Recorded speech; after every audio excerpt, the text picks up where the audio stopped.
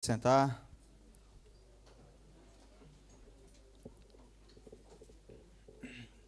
Querido, quem está nos visitando aqui pela primeira vez, por favor, faça assim com a sua mão. Quem está nos visitando, para a gente conhecer. Amém? Querida igreja, dê um abraço nesse irmão, fala que ele é bem-vindo aqui, que nós estamos felizes de ter ele aqui no nosso meio. Cadê mais irmãos? Por favor, recepcione esses irmãos aí. Abracem eles. Em nome de Jesus. Amém. Glória a Deus. Você é muito bem-vindo no nosso meio. Sinta-se em casa, sinta-se à vontade, em nome de Jesus. Tem vídeo informativo? Não? Querido, às terças-feiras nós estamos aqui na nossa reunião de oração, amém?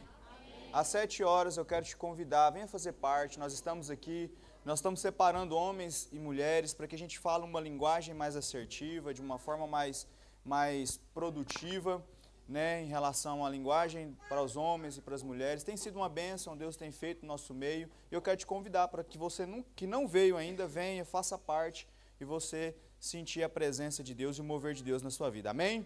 Durante a semana nós temos os Connect Groups, né, na quarta, na quinta e nas sextas-feiras. Se você não faz parte, nos procure alguém da liderança da igreja para você ir visitar, olhar. E eu acredito que você vai ser grandemente abençoado. É uma forma de sermos igrejas em pequenos grupos. Amém? Amém. E semana que vem nós estaremos aqui reunidos novamente para louvar e adorar o nome do Senhor. Daqui a alguns dias nós estaremos avisando com mais detalhes sobre o nosso curso de casais, que é o Casal Radical. Em nome de Jesus, e nós iremos avançar como igreja e o Senhor vai trabalhar. Amém. Em nome de Jesus, nos matrimônios e na vida dos casais aí. Em nome de Jesus. Quem crê, diga aleluia. Aleluia. Olha para essa pessoa do seu lado aí. Dá o sorriso, o melhor sorriso que você consegue dar aí hoje. Mas um sorriso cativante. Um sorriso de quem tem a presença de Deus. Aquele sorriso assim que você abre o dentão assim. E fala assim para ela: meu irmão, obrigado. Porque você veio. Sabe por quê? Porque Jesus vai te pegar aqui hoje. Aleluia. Essa é a alegria de quem vai morar no céu, querido. Quem vai morar no céu em nome de Jesus? Se tem dúvida, vamos consertar hoje. Se tiver alguma dúvida, vamos arrumar isso hoje. Amém? Amém. Então eu quero você bem animado e feliz, porque Jesus está aqui. A presença dele é real neste lugar. E eu quero te ensinar a ter essa alegria, essa disposição no Senhor. Por quê? Porque nós temos motivos para nos alegrarmos no Senhor.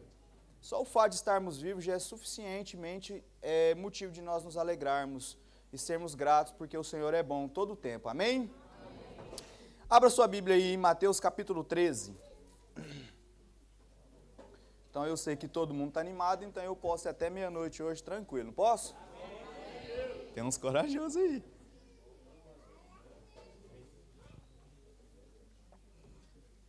Mateus capítulo 13. A partir do verso 1º. Passagem, um texto bastante conhecido de todos os irmãos. Está no telão? Amém. A palavra do Senhor diz assim: naquele mesmo dia, Jesus saiu de casa e sentou-se às margens do lago. Ao seu redor reuniu-se uma grande multidão, de modo que ele entrou em um barco e sentou-se nele. Ao povo reunido na praia, Jesus falou muitas coisas por parábolas, dizendo: o semeador saiu a semear. Enquanto ele semeava, uma parte caiu à beira do caminho, e as aves vieram e comeram. Outra parte caiu em um terreno pedregoso, ou rochoso, em algumas outras versões, onde não havia muita terra, e logo brotou, porque a terra não era profunda. Mas quando saiu o sol, a planta se queimou e secou, porque não tinha raiz. Outra parte caiu entre os espinhos, que cresceram e sufocaram a planta. Outra ainda caiu em boa terra e deu boa colheita, de modo que produziu 100, 60 e 30 vezes mais. O versículo 9 diz assim: aquele que tem ouvidos, ouça. Pula lá para o verso 18. A partir do verso 18, Jesus vai dar a explicação dessa parábola. E ele diz assim: portanto, ouçam o que significa a parábola do semeador. Quando alguém ouve a mensagem do reino e não a entende, o maligno vem e o quê? Arranca o que foi semeado do seu coração. Este é o caso da semente que caiu à beira do caminho. Quanto à semente que caiu em terreno rochoso, esse é o caso daquele que ouve a palavra e logo a recebe Contudo, visto que não tem raiz em si mesma, permanece pouco tempo. Quando surge alguma tribulação ou perseguição por causa da palavra, logo a abandona. Quanto à semente que caiu nos espinhos, entre os espinhos, este é o que ouve a palavra, mas as preocupações dessa vida e o engano das riquezas sufocam a palavra e ela se torna infrutífera. E quanto à semente que caiu na boa terra, é o caso daquele que ouve a palavra e a entende, e este produz uma colheita de 100, de 60 e 30 vezes mais. Amém. Feche seus olhos, sentado como você está, vamos fazer uma oração. Pai, nós lemos a Tua palavra e nós estamos aqui, Jesus, dispostos para ouvir aquilo que o Senhor tem a nos ensinar, aquilo que o Senhor tem a falar e ministrar no nosso coração.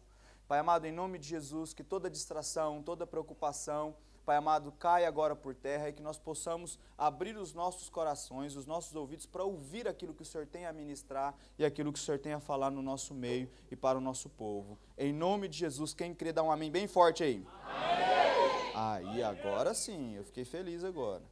Querido, crente tem que dar a glória a Deus e aleluia o tempo todo, amém? Um dos métodos mais eficazes usados por Jesus para ensinar os discípulos e a multidão foi um dos métodos que nós acabamos de ler, que era por meio de parábolas. Então, as parábolas são narrativas breves, fictícias, que utilizam elementos, coisas do dia a dia, do cotidiano, para transmitir uma mensagem com um entendimento mais profundo, com um objetivo no entendimento mais profundo, mas de forma prática. Então, através dela e das parábolas, Jesus revelava verdades a respeito de Deus e a respeito do reino de forma memorável e de forma acessível. Além disso, é fascinante nós percebermos como há milhares de anos essas parábolas foram ministradas e ela continua sendo atual até os dias de hoje. Sim ou não?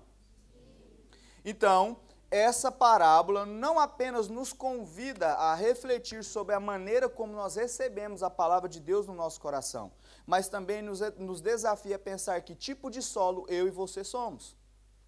E aí, quando nós entendemos e olhamos para a parábola do semeador, nós vamos entender que ela oferece uma visão esclarecedora do reino de Deus. E por meio dela, Jesus nos convida a examinar, a fim de determinar que tipo de solo eu e você temos sido. Então, ele nos mostra que a qualidade da nossa recepção à palavra de Deus vai determinar a eficácia ou o resultado que essa palavra de Deus vai exercer na minha e na sua vida. Eu vou falar um pouco mais devagar porque tem gente traduzindo e eu já falo rápido por natureza, então eu vou mais devagar, viu, pastor? Então é importante entender o que cada elemento da parábola simboliza. Se você olhar para o contexto, você vai ver que a semente da parábola representa o quê? O quê? A palavra de Deus. E se você olhar para a figura do semeador, aponta para Cristo. E, consequentemente, para todos aqueles que se apossam do exercício de proclamar o Evangelho, de falar a palavra de Deus. E as terras, citado no contexto bíblico, apontam para o coração humano. Então eu quero falar para você sobre os tipos de solos que apontam e significam o nosso coração e as formas como nós recebemos a palavra de Deus. Quem entendeu até aqui, em nome de Jesus? Amém. Então nós vamos refletir sobre esses 4 tipos de coração, né, representados por esse solo. Então, o primeiro nível, né, e o primeiro solo que eu quero falar, a primeira atitude de coração que eu quero falar aqui hoje é o coração duro. Repita comigo, coração duro.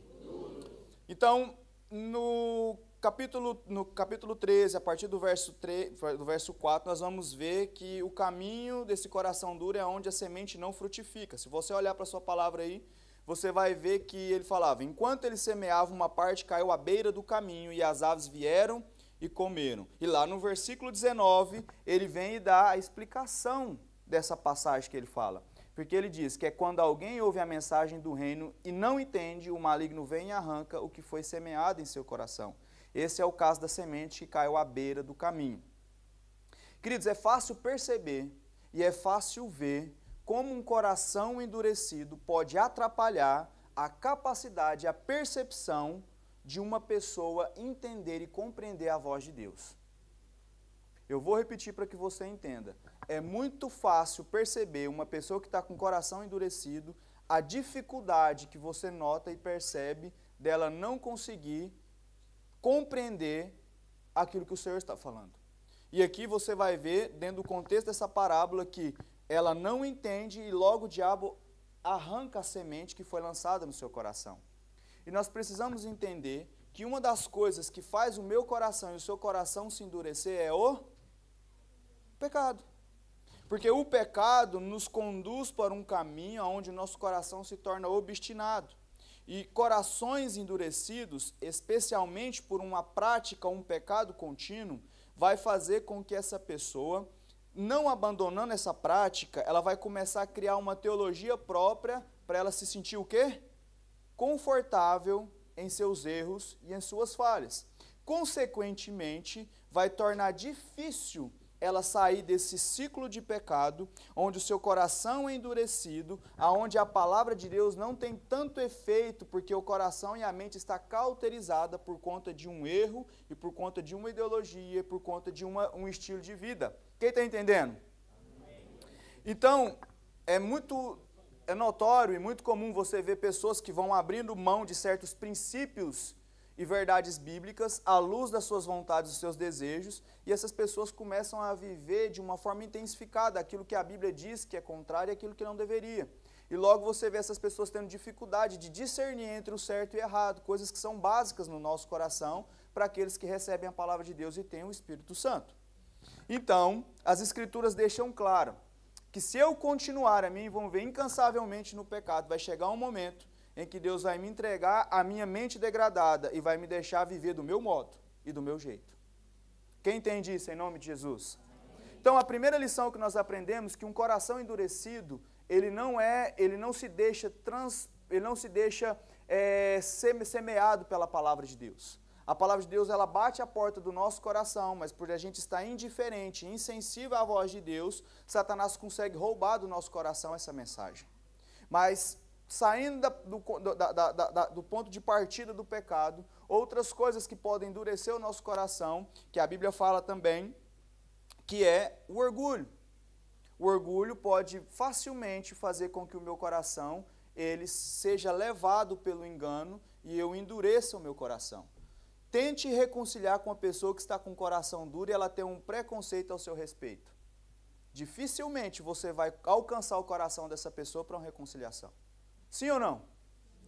Nós entendemos que quando o orgulho entra no nosso coração, ele tem uma forma de enrijecer o nosso coração e não abrindo mão. Porque existe uma coisa no nosso instinto de ser humano, a Kátia falou aqui, irmã Kátia, sobre justiça própria, que é o nosso senso de adquirir ou de exigir justiça mediante aos tratamentos que tomam conosco.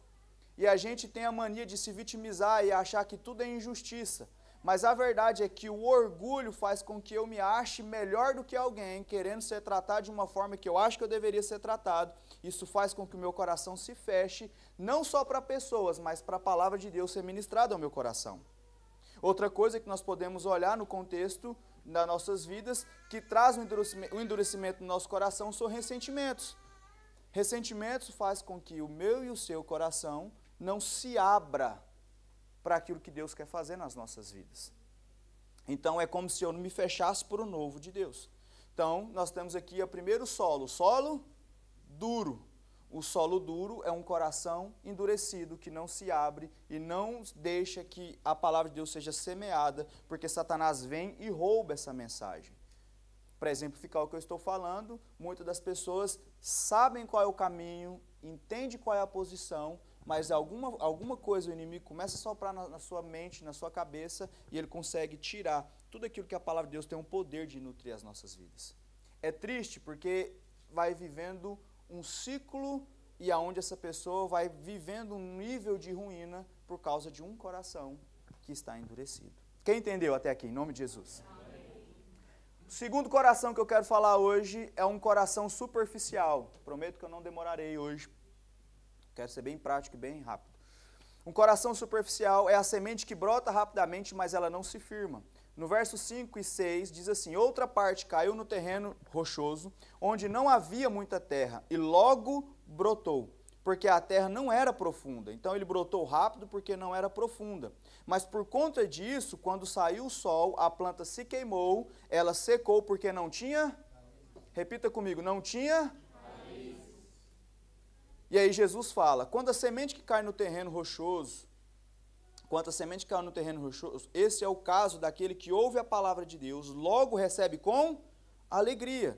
Contudo, visto que não tem raiz em si mesmo, permanece pouco tempo, quando surge alguma tribulação ou perseguição por conta da palavra, logo abandona. Essa superficialidade se dá em pessoas que vivem muito nas esferas da emoção. Você pode observar que o texto diz que a pessoa recebe logo com alegria. E quando eu vivo na esfera da emoção, eu tenho a tendência a definir a minha vida espiritual pelos meus sentidos emocionais.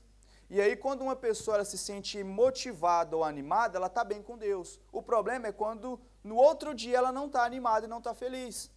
E aí ela vive um looping, igual uma montanha-russa. Uma hora ela está lá em cima, uma hora ela está lá embaixo. Uma hora ela está lá em cima, uma hora ela está lá embaixo. Então, esse estilo de coração superficial faz com que a palavra de Deus não penetre e não tenha uma raiz profunda no nosso coração, fazendo com que eu e você, muitas das vezes, tomamos as escolhas erradas mediante as circunstâncias à nossa volta. A gente gosta de usar muito a expressão do crente oba-oba, que são aqueles que são empolgados, e quando a empolgação vai toda a motivação com ele. Só que o que eu mais tenho empatia sobre esse nível de coração, é que essas pessoas que têm esse coração superficial, não é o meu, é o seu, que tem esse coração superficial, são pessoas que até querem, até tentam, até têm vontade e sofrem pela sua inconstância espiritual. O problema é que elas não entendem que algumas coisas precisam ser ajustadas.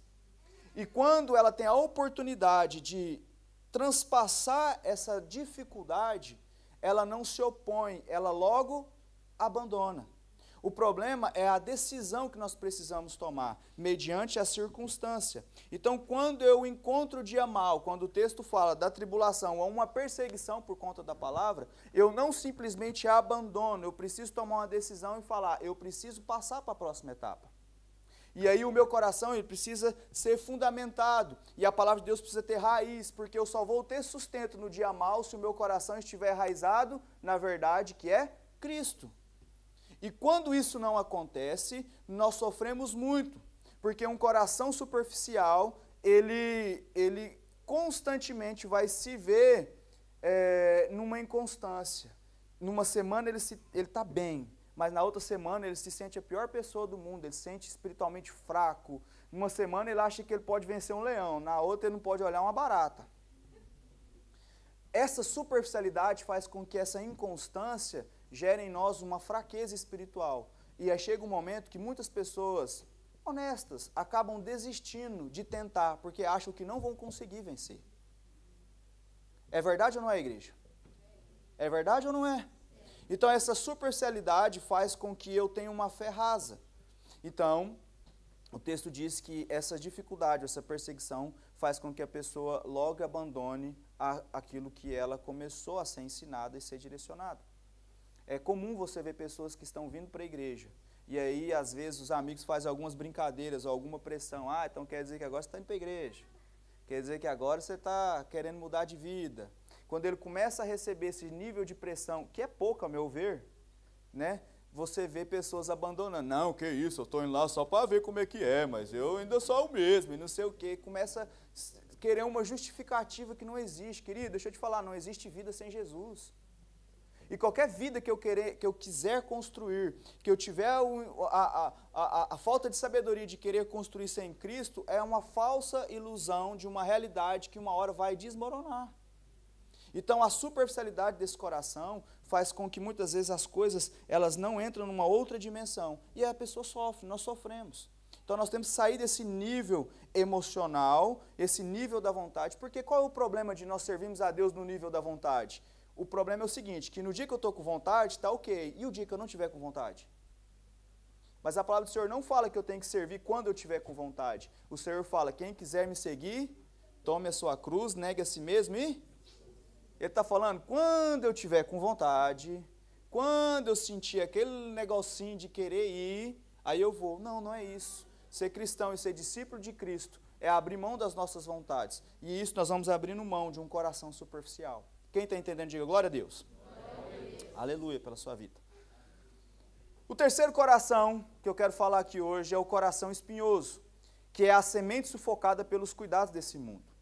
E o texto diz assim, a partir do verso 7, outra parte caiu entre os espinhos, que cresceram e sufocaram a planta.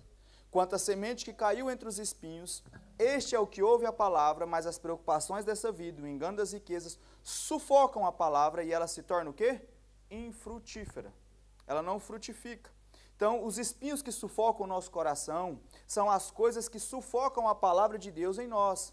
Então, queridos, coisas como ansiedade, preocupações, cuidados relativos aos interesses desse século, ocupam lugar no seu e no meu coração e sufocam a palavra de Deus ao ponto dela não se tornar frutífera. Então, a palavra de Deus chega até a crescer num coração como este. É bem comum, você está no contexto de igreja, você ensina e orienta e aconselha muitas pessoas. Você vê pessoas que chegam aqui, começam a entender a palavra de Deus, começam a entender que precisa de uma mudança, o Senhor começa a colocar algo nela, você começa a ver que está mudando e as coisas estão acontecendo, passa uma semana, um mês, 2 meses, a pessoa some. Aí você vai atrás, você vai perguntar o que aconteceu. Não, porque eu estou trabalhando demais, porque isso está acontecendo, porque cada daquilo está acontecendo, esse aqui não sei o quê, não sei o quê. Eu falei, querida, as preocupações do mundo vão vir. O problema é quando eu coloco elas no principal, na primeira coisa do meu coração. Então, Jesus advertiu que aonde está o teu tesouro, ali estará o quê? Então, aquilo que consideramos tesouro é aquilo que amamos, é aquilo que priorizamos e focamos a nossa atenção. Se essas coisas que parecem e ocupam um espaço primário em nossos corações, vai fazer uma coisa que é terrível, vai me impedir de servir a Deus com excelência.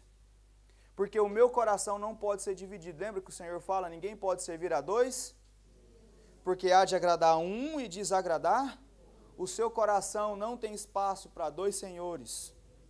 O seu coração só tem espaço para um único Rei e Senhor de todas as coisas.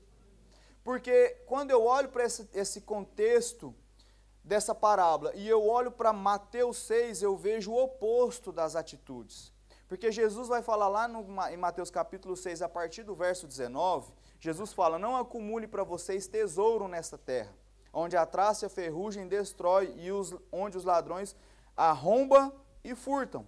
Mas acumulem para vocês tesouros nos céus, onde a traça e a ferrugem não destrói e onde os ladrões não arrombam nem furtam. Pois, aonde estiver o teu tesouro, ali estará o seu coração. Aí, indo para o 25, ele diz assim, por isso digo a vocês, que não se preocupe com a vida, quanto ao que há de comer ou beber, nem com o corpo quanto ao que há de vestir. Porque a vida não é mais importante que a comida e o corpo mais importante que a roupa? Aí ele continua dizendo no verso 26, observem as aves do céu, não semeiam, não colhem, nem armazenam em celeiros, contudo o Pai Celestial de vocês as alimentam. Vocês não têm muito mais valor do que elas? É o próprio Senhor Jesus está falando, que você vale muito mais que qualquer coisa dessa criação. Quem de vocês, por mais que se preocupe, pode acrescentar uma hora que seja a sua vida? Aí no verso 31 ele diz, portanto não se preocupem dizendo o que comeremos, o que beberemos ou o que vestiremos. Ele fala, é os gentios que correm atrás dessas coisas, são as pessoas no mundo lá fora que fazem isso. Mas o Pai Celestial de vocês sabe o que você precisa. Já parou para pensar que Deus sabe o que você precisa? Ele conhece o seu coração, Ele conhece as suas necessidades. E aí ele fala, busquem, pois, em primeiro lugar o quê? O reino de Deus e a sua... E todas essas coisas serão o quê? Portanto, não se preocupe com o amanhã, pois o amanhã trará suas próprias preocupações. Basta a cada dia os seus próprios.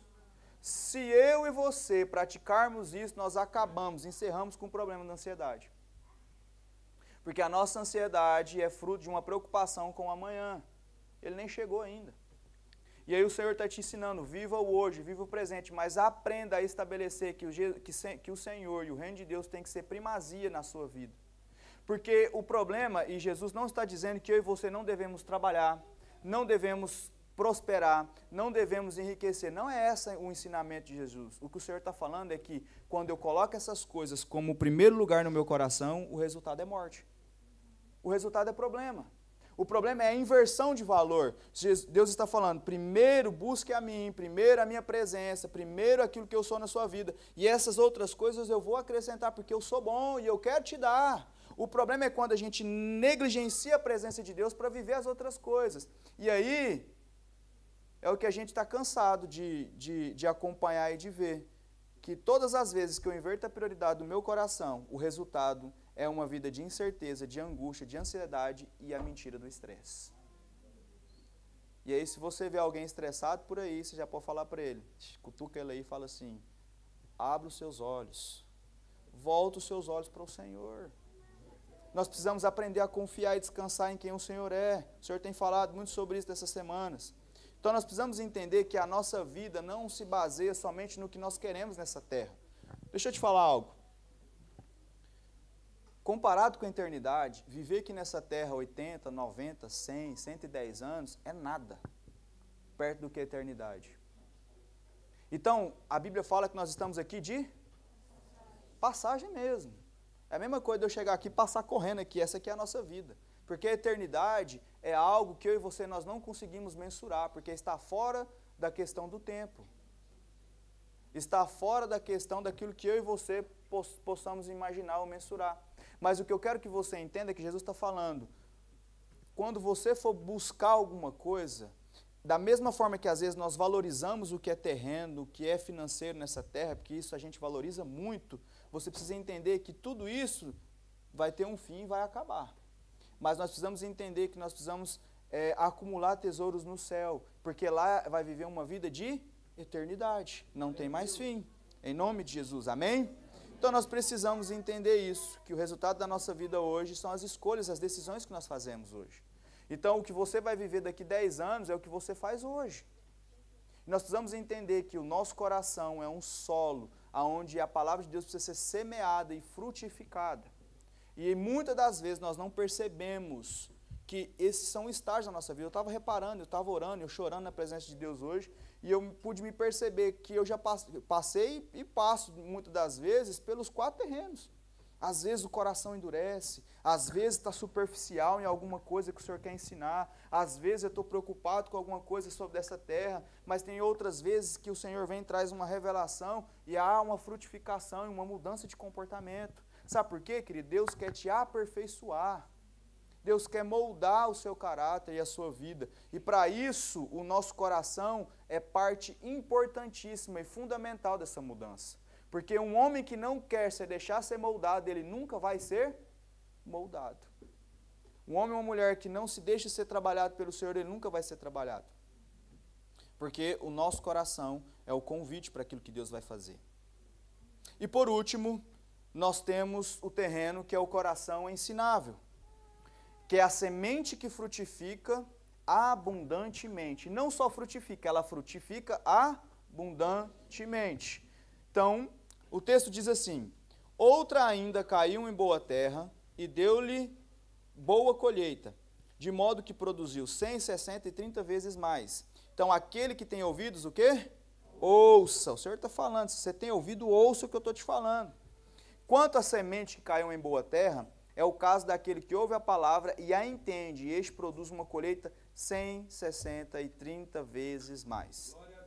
A boa terra retrata aquele que ouve e entende a palavra de Deus, então permite que a palavra realize em você um resultado.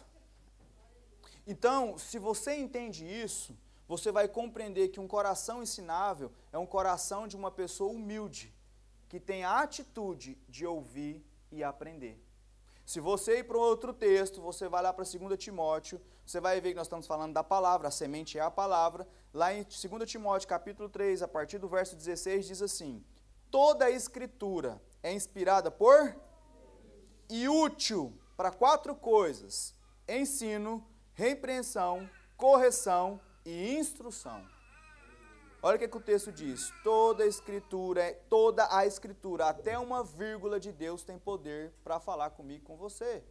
Toda a escritura é inspirada por Deus e útil para ensino, para repreensão, para correção e para instrução na justiça, a fim de que o homem de Deus seja apto, você e eu precisamos ser aptos, plenamente preparado para toda boa obra. O Senhor quer te capacitar ao ponto de você ser a resposta para que as pessoas que estão lá fora venham encontrar a verdade que é Cristo através da sua vida. E uma vez que eu e você somos trabalhados pelo Espírito Santo com um coração humilde e ensinável de ouvir a verdade da palavra de Deus e daqueles que proclamam essa verdade, a nossa vida começa a ser transformada. Então, nós temos um cenário aqui. A palavra fala que a escritura ela é apta para ensinar, para repreender, para corrigir, para instruir. Mas falando de ensino e correção, eu vejo 2 tipos de atitudes aqui. Existem pessoas que não têm humildade para aprender e ouvir. Tem pessoas que não conseguem ter esse coração ensinável para ser ensinada e ser guiada por um ensino, por uma palavra. Aí tem pessoas que passam esse nível de maturidade e começam até a ser ensinadas. Não, eu vou sentar para ouvir, eu preciso aprender. E vem um segundo estágio que as pessoas têm dificuldade, que é o estágio da correção. Ela até quer aprender, mas quando chega na parte da correção, ela não quer ouvir. E parte do processo de transformação é ajustar o que está errado para colocar o que deve ser certo. Então o Senhor não trabalha só com um melhoramento, Ele muda você por completo. E a forma como Ele faz isso é usando a palavra de Deus. E aí nós precisamos entender essa dimensão, que um coração ensinável é um coração humilde que se dispõe a ouvir, a aprender e a praticar e quer ser corrigido. Quando eu entendo que eu estou errado, eu preciso amar a repreensão, porque nisso há sabedoria. A repreensão vem para corrigir um posicionamento errado e me fazer comportar como Deus espera que eu me comporte. Então não é sobre um comportamento, é sobre crer da forma correta. Por isso que o Senhor muda a nossa percepção e a nossa forma de entender as coisas. Quem está entendendo em nome de Jesus? Amém. Então nós precisamos ter a humildade, um coração correto e ensinável. Por quê? Porque a palavra de Deus nesse coração frutifica. Porque a palavra de Deus, quando entra no seu coração, separa e pondera. Eu preciso ouvir o que Deus está falando. Eu preciso atentar os meus ouvidos para o que o Espírito está falando. Se o Senhor está falando sobre isso, alguma coisa Ele quer me ensinar. O problema é que a gente dispersa os ensinos. E a gente naturaliza as coisas. E aí, às vezes, o Senhor está falando sobre algo, e aí algo te distrai e você não percebe isso. Um coração ensinável é um coração desejoso por aprender. Repita comigo, em nome de Jesus, eu vou ter, a partir de hoje, um coração sensível e ensinável à voz de Deus. E as pessoas que Deus colocar para falar na sua vida. Amém, queridos? Então o Senhor nos chama para ouvir atentamente o que Ele diz. Sabe por quê? Porque aquilo que Ele fala e a palavra tem o poder de produzir um resultado em você. Então nós estamos falando de quem já trabalhou, né, no ramo da agricultura e quem vive disso, quem, né, viu isso de perto. Você planta, você não vê no primeiro momento o que você plantou, mas daqui a um tempo você vai ver o fruto daquilo que você plantou. Então todo mundo espera depois colher o fruto daquilo que se planta. A verdade da palavra de Deus é que nós precisamos entender que a verdade da palavra semeia em nós frutos de justiça para uma vida plena. Mas a nossa vida é uma vida de semente. Nós estamos semeando a todo tempo. E nós precisamos entender que as nossas sementes elas vão frutificar, seja para coisas positivas ou negativas. Sim ou não? Então a recepção da palavra de Deus por parte do homem, da mulher, de mim, de você, vai determinar a condição, vai ser determinada pela condição do meu e do seu coração. Por isso que eu falo, nós precisamos ter um cuidado. E aqui eu quero falar sobre isso, porque nós entendemos que existe o coração duro, que muitas vezes está intransponível, a palavra de Deus não germina, parece que não gera mudança. Nós temos aquele coração superficial, temos aquele coração que está preocupado com as coisas externas e tem aquele coração que frutifica. Mas logo nós entendemos que o coração é um lugar onde eu e você precisamos guardar, nós podemos ir lá para Provérbios, capítulo 4, verso 23, que ele diz assim: acima de tudo, guarde o seu coração, pois dele origina a vida, ou dele as saídas da vida, né, em outras versões. Então, o que você e eu precisamos entender é que eu e você temos a incumbência de guardar o nosso, e nós precisamos cultivar um coração. Assim como a terra é cultivada para receber o plantio, o meu e o seu coração precisa ser cultivado pelo agricultor que chama Jesus, através da pessoa do Espírito Santo. Então, o nosso coração precisa ser constantemente guardado e trabalhado pelo Senhor. E guardar o coração significa filtrar tudo aquilo que acontece que vem ao meu coração. Então, eu preciso definir aquilo que me influencia e quais são as minhas atitudes, de acordo com a vontade de Deus e não com a minha. Quem está entendendo?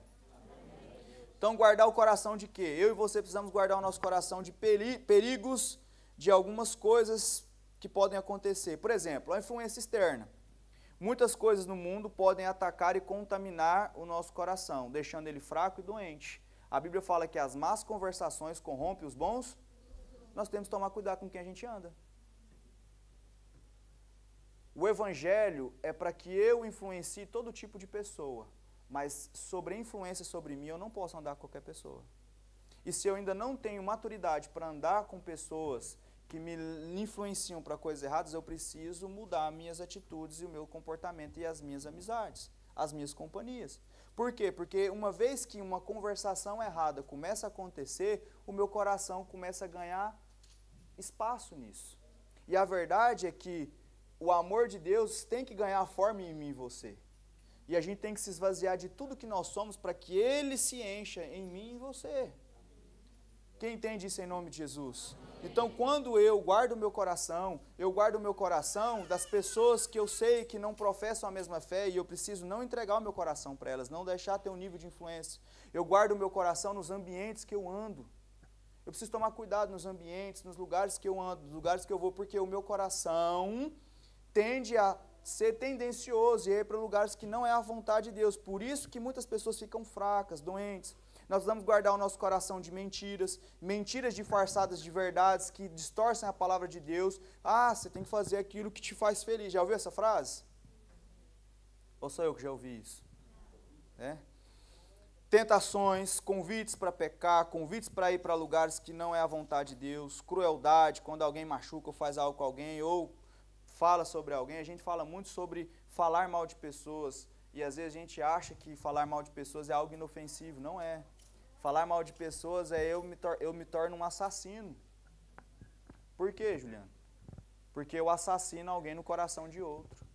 Começa a falar mal de uma pessoa para alguém, logo essa pessoa está tomando raiva da outra sem nem ter conversado com ela. Então nós precisamos entender que o nosso coração, querido, é um lugar onde ele pode ser contaminado. Por exemplo, nosso coração precisa ser puro, sim ou não? Sim. Essa água aqui, ela é pura? É. Tem alguma coisa nela? Não, né? Coração puro, muitas vezes, não é nem uma coisa pecaminosa. Se eu pegar um pouco de açúcar e colocar aqui, essa água está pura? Não. Mas ela está suja? Não. Tem coisas que contaminam o nosso coração, que no primeiro momento não é pecaminoso, mas daqui a um momento, isso vai abrir a janela da nossa alma para uma vida que desagrada à vontade de Deus.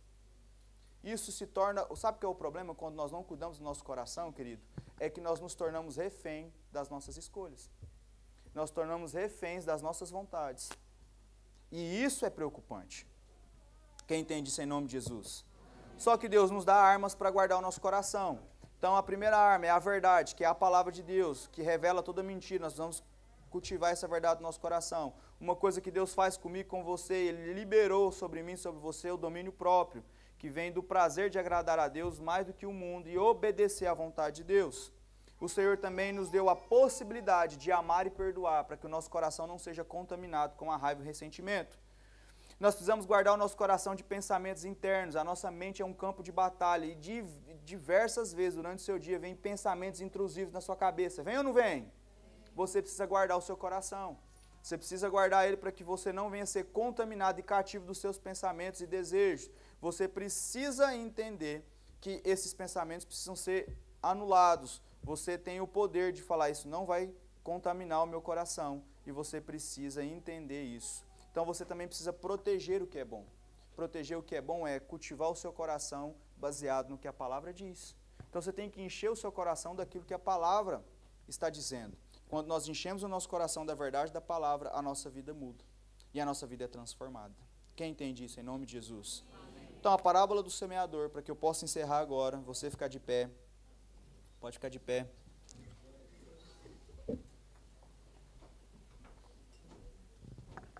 A parábola do semeador mostra que a frutificação é uma marca do verdadeiro cristão.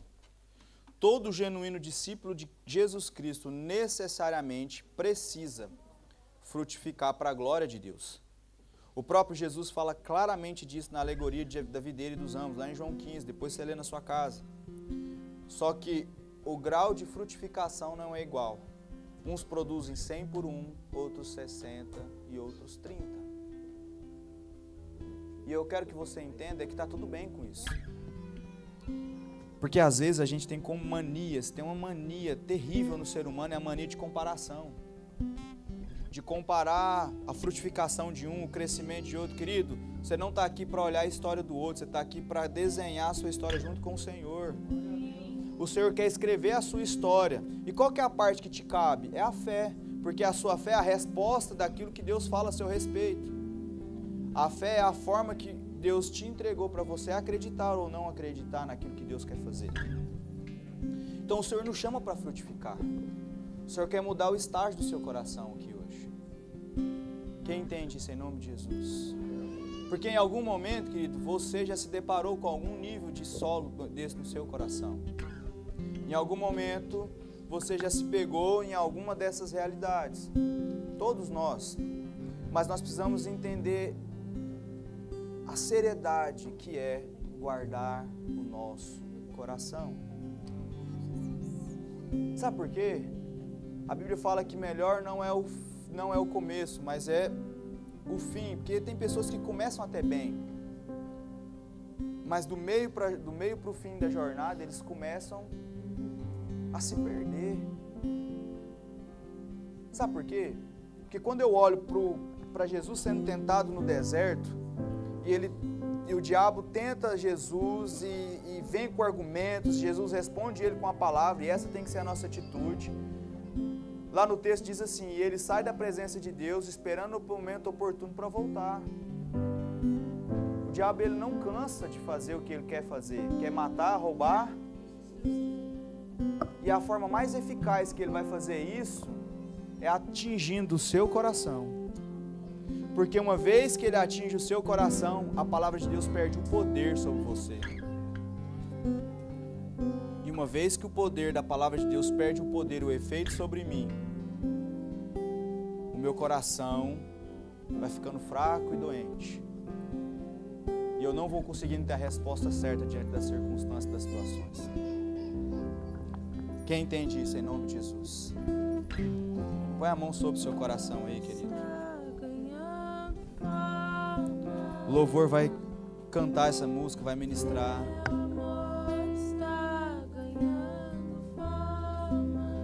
Eu quero que você fale com o Senhor. Seja intenso, intencional no Senhor agora, querido. Fala com Ele. Você sabe como o seu coração se encontra hoje. A gente tem que aprender a dar nome aos bois. E você falar, Senhor, eu estou assim. Eu preciso hoje do toque, do agir do Senhor no meu coração.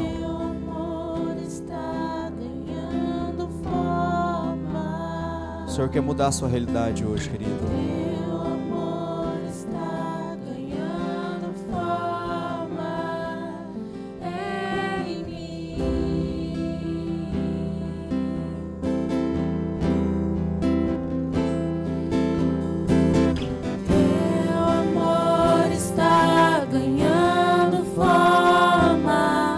Declare isso profeticamente, querido. Teu amor está ganhando forma. Cante isso. Teu amor está ganhando forma em mim.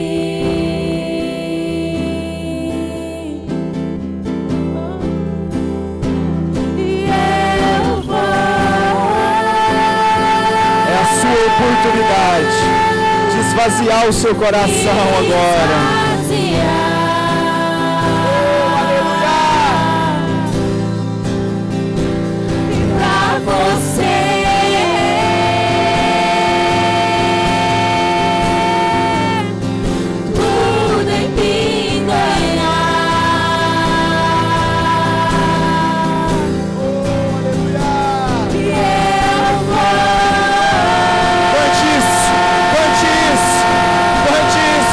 Intensidade.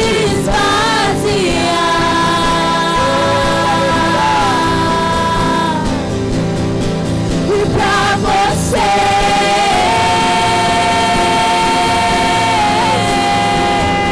e tudo em mim ganhar.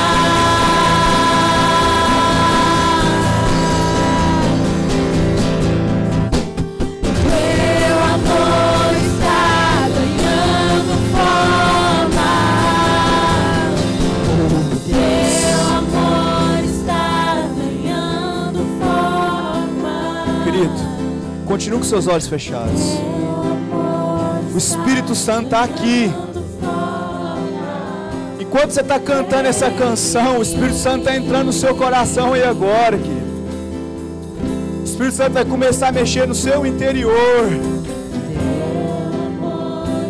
Oh, meu Pai, que os teus filhos possam ter a visão espiritual aberta para entender o cuidado e o amor do Senhor sobre cada um deles.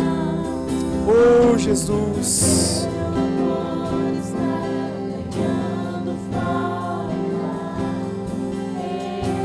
O Senhor é poderoso, o Senhor é maravilhoso, Jesus.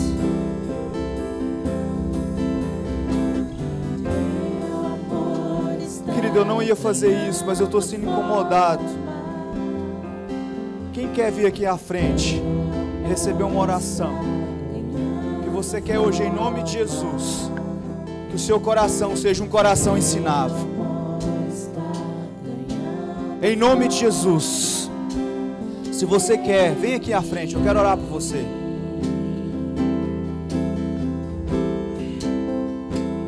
Não tenha medo, vem aqui à frente.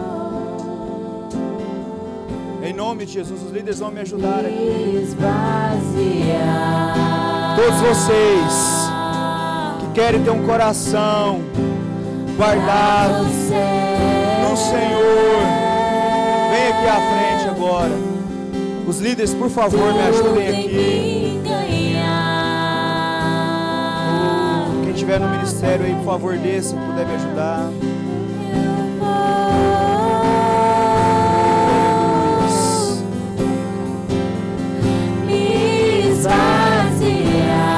Querido, ainda tem tempo, pode vir, pode vir. E pra você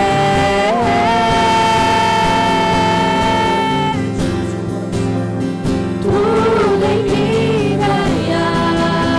Oh, eu vou me esvaziar. E eu vou